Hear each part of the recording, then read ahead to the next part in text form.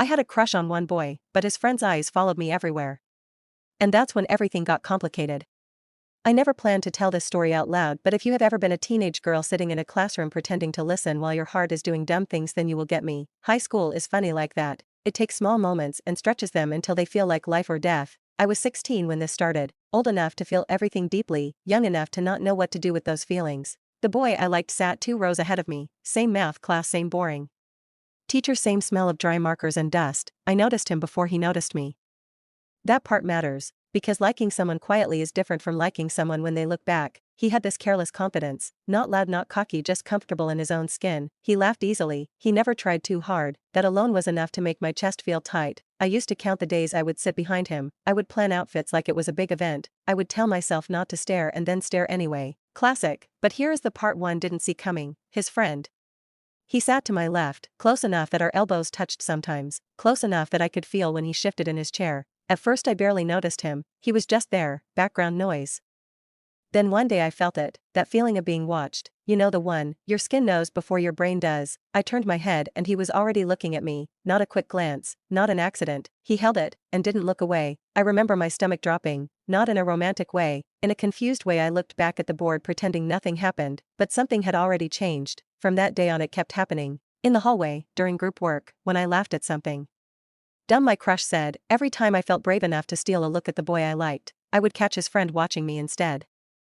And that is when it stopped being simple, because I didn't want his attention, I didn't ask for it, but I couldn't ignore it either. High school is small, you can't hide, you can't pretend people don't notice things. Everyone notices everything. My friends noticed first, they always do. One of them leaned over during lunch and whispered, "Why does he keep looking at you like that?" I shrugged like I didn't care. Like I wasn't thinking about it every night, like it didn't make me uncomfortable and curious. At the same time, the worst part, my crush started noticing too. I saw it in his eyes one afternoon, that shift, that question he didn't ask. He started acting different, not cold, just distant. And suddenly I was stuck in the middle of something I never chose. Let me be clear, I never flirted with his friend, I never led him on. I was polite, I was quiet, I stayed in my lane. But feelings don't care about rules, they don't care about intentions. His friend started finding excuses to talk to me, asking about homework, about teachers, about music I liked. It wasn't dramatic, it was subtle, which somehow made it heavier. I felt guilty for something I didn't do, and scared of hurting people I cared about. Every day felt like walking on a thin wire. One wrong step and everything would fall. I remember sitting in my room one night staring at my phone. My crush hadn't texted me back. His friend had, and I hated that my heart reacted differently to both. One made me feel safe, the other made me feel seen, and I didn't know what that said about me. I want you to understand something. At that age we don't have the language for this. We don't know how to say, this is too much, this is not fair. I don't want to be the reason two friends drift apart, so we stay quiet, and silence makes everything worse. Looking back now, I wish I had spoken sooner, but back then I was just a girl trying not to mess up. The hallways felt longer, classes felt heavier, every look felt loaded, and this was only the beginning. Because once feelings are noticed, they don't stay hidden for long. After that first week nothing felt accidental anymore. Every look, every pause, every step in the hallway felt planned even when it wasn't. High school has a rhythm, you notice it only when something throws you off beat, and I was off beat all the time. My crush stopped walking next to me after class, not suddenly, not dramatically, just little changes. He would slow down, or speed up, or get pulled into a conversation that didn't include me. I told myself I was imagining it. Girls do that. We blame our own overthinking before we accept that something is actually wrong. But his friend, he filled the silence without even trying. He started sitting closer, leaning in when he talked, lowering his voice like we were sharing secrets even when we weren't. It made my chest feel tight, not because I liked it, but because I didn't know how to stop it without making it a thing. One afternoon he walked with me to my locker. That had never happened before. My hands were shaking while I spun the lock. He was talking about something stupid, a quiz maybe. I wasn't listening. All I could think was, please don't let anyone see this, please. Don't let him think this means something. Then I felt it, that familiar heat on the back of my neck. My crush was standing down the hall watching us, not angry, not sad, just quiet. That hurt more. Later that day my friend cornered me near the bathrooms. She didn't whisper this time, she asked straight out, "Are you into his friend?" I laughed too fast, said no too quickly, the kind of no that sounds like a lie even when it isn't. She looked at me for a long second, then said, "Because it doesn't look like he thinks that." That night I cried for reasons I couldn't explain. Nothing had happened, but everything felt like it was about to. I started changing how I acted. I stopped laughing as much, stopped staying late after class, stopped answering messages right away. I thought distance would fix it. It didn't. If anything, it made his friend try harder. He wasn't aggressive, that almost made it worse. He remembered things, the kind of details people only notice when they care, what songs I liked, how I took my tea, what subjects I hated. Once he said, "You never talk about yourself," and I didn't know how to answer that, because the truth was, I was scared of giving him anything that could be misunderstood. The guilt sat heavy on my chest. Guilt toward my crush, guilt toward his friend, guilt toward myself. I felt like a bad person without doing anything bad. And then came the rumors, because of course they did. Someone said they saw us together after school, someone else said I was playing both of them. None of it was true, but once people start talking, the truth barely matters. My crush finally spoke to me, not in private, not kindly. He asked me in front of others, "So which one of us is it?" I froze, my mouth opened but no sound came out. I wanted to scream neither. I wanted to say you. I wanted to disappear. His friend stepped in, said leave her alone. That made everything worse, because now it wasn't just about feelings. It was about pride, and friendship, and sides. That night I wrote a message 100 times, deleted it every time. I didn't know who to send it to, or what it should say. I wished adults talked about this part of growing up, not just crushes and heartbreak, but the messy middle, where no one is the villain but everyone gets hurt anyway. I stopped enjoying school. I counted periods instead of minutes. I sat alone more often. The thing that hurt the most, my crush stopped looking at me the way he used to. The softness was gone, replaced by distance and assumptions. And his friend, he looked at me like I was something fragile he had already broken. I realized then, silence wasn't protecting anyone. It was only stretching the damage. Something had to be said, lines had to be drawn, but I was terrified of what would happen once words left my mouth. Because once you speak, you can't take it back.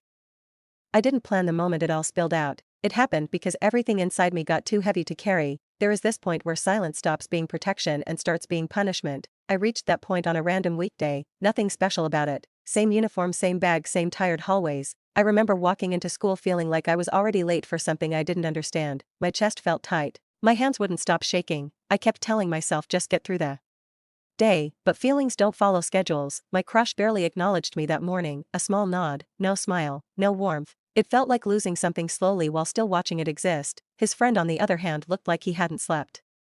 Dark circles, jaw tight, like he was carrying his own storm. We had a group project together, the three of us, whoever planned that hated piece. We sat at the same table, too close. Every movement felt loud, every silence louder. At some point the teacher walked away, the room filled with low chatter. And then it happened. His friend said my name, soft but clear, not asking, just saying it. I looked up, and both of them were looking at me. I couldn't breathe. He said, "This is getting stupid." No anger, just tired honesty. He looked at his friend first, then at me. "I like her." He said it like he was confessing something illegal, something he had been hiding for too long. The room didn't spin.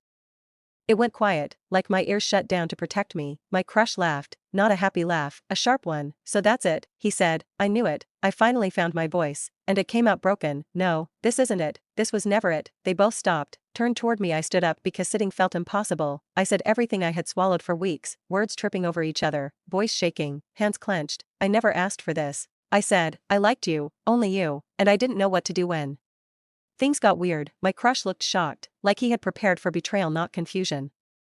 His friend looked devastated, like hearing the truth hurt worse than silence. I hated myself in that moment, for hurting him, for losing the other, for being the center of something I never wanted. I ran out of that classroom, didn't ask permission, didn't care. I locked myself in a bathroom stall and cried until my head hurt, not pretty crying, the kind where your body gives up. Later that day my crush found me near the exit. Everyone else had gone. The building felt hollow. He didn't yell. That hurt more. He said, "Why didn't you say something sooner?" I didn't have a good answer. Because the truth sounded weak. Because I was scared. Because I didn't want to be the reason two friends broke. He nodded slowly, said, "I wish you had trusted me." Then he walked away. His friend texted me that night. One message, "I understand. I just wish it didn't hurt this much." I stared at that message for a long time, knowing there was nothing I could say that would fix it. That was the night I realized something important. Growing up isn't about making the right choice. It's about surviving the wrong ones and learning from them. The next weeks were strange, quiet, heavy. They stopped sitting together, stopped laughing together. A friendship cracked because of feelings none of us chose. People moved on faster than I did. Rumors faded. New drama replaced old, but I stayed stuck in the after feeling. That space where nothing is the same but nothing is resolved. I learned how powerful silence can be, how dangerous assumptions are, how easy it is to lose people when fear leads. High school teaches you lessons you don't realize you're learning until years later. I didn't end up with either of them. That part surprises people. They expect a choice, a winner, a love story, but real life doesn't always do that. Sometimes it just leaves you with growth, and regret, and understanding after everything. Was said it felt like the world expected me to pick someone, like there had to be a clear ending, a right answer. People love clean stories. Real life is messy. School didn't stop just because my heart was tired. Classes kept going, bells kept ringing, life moved forward whether I was ready or not. I became the girl people whispered about, not loudly, just enough for me to notice. She broke them, she led them on, she thinks she's special. None of that was true, but once a story sticks you can't peel it off. My crush avoided me completely now, not because he hated me, but because seeing me reminded him of something he lost. I understood that, even if it hurt, his friend tried to be normal, too normal, smiling like nothing happened, asking how my day was. That hurt too. One afternoon he stopped me near the stairs. The hallway was empty, sunlight pouring in through dusty windows. He said, "You don't have to feel bad." I wanted to scream. I wanted to tell him I felt bad every single day. I told him the truth instead. I said, "I need space," saying that felt like choosing myself for the first time, and it terrified me. He nodded, didn't argue, didn't beg. That broke my heart more than anger ever could. The weeks after that were lonely. I ate lunch with my phone. I walked home by myself. I stopped waiting for messages that never came. But in that loneliness something shifted. I started hearing my own thoughts again, not just worries, not just guilt. I realized how much of myself I had been shrinking, trying not to hurt anyone, trying not to be misunderstood. I started writing, pages and pages of things I never said, anger, sadness, questions. I realized I was allowed to exist without being a solution to someone else's feelings. That was the real choice, not between two boys, but between guilt and self-respect. Near the end of the year my crush spoke to me again, briefly, kindly. He said, "I hope you're okay." I was surprised to realize I meant it when I said, "I am." His friend kept his distance, not because he didn't care, but because caring now meant letting go. That takes strength people don't talk about. I don't hate either of them, I never did. They were just boys learning how to feel, and I was a girl learning how to stand. High school doesn't warn you about this part, the part where you realize you can't make everyone happy, and trying to will only erase you. That year changed me, not loudly, but deeply. Years have passed since that hallway, since those looks, since everything felt like it mattered more than air. Time does what it always does. It softens the sharp parts but it never deletes them. I don't think about them every day, but sometimes something small brings it back. A crowded classroom, a laugh that sounds familiar, a glance held 1 second too long. I left that school, graduated, moved forward like everyone does, but a part of me stayed 16. Still learning, still unsure. What people don't tell you is that stories like this don't really end, they just stop being loud. I ran into my crush years later, at a coffee place, totally random. He smiled first, that same easy smile that once made my heart race. We talked, not about the past, about work, about life, about normal boring things. Before leaving he said, "We were kids, we didn't know how to handle things." He was right. That sentence closed something quietly. I never saw his friend again, but I hope he learned how to love without pain, how to walk away without feeling small. As for me, that girl grew up. She learned how to speak earlier, how to trust her voice, how to notice red flags and quiet ones too. But here is the part that still surprises me. The most intense love story of my teenage years didn't turn into romance, it turned into awareness. I learned that attention is powerful, that being seen can feel like pressure, that other people's emotions can pull you into places you never meant to go, and sometimes the most important moments of your life aren't about who you end up with, they're about who you become while figuring it out. High school felt like everything, now it feels like a chapter, but a meaningful one.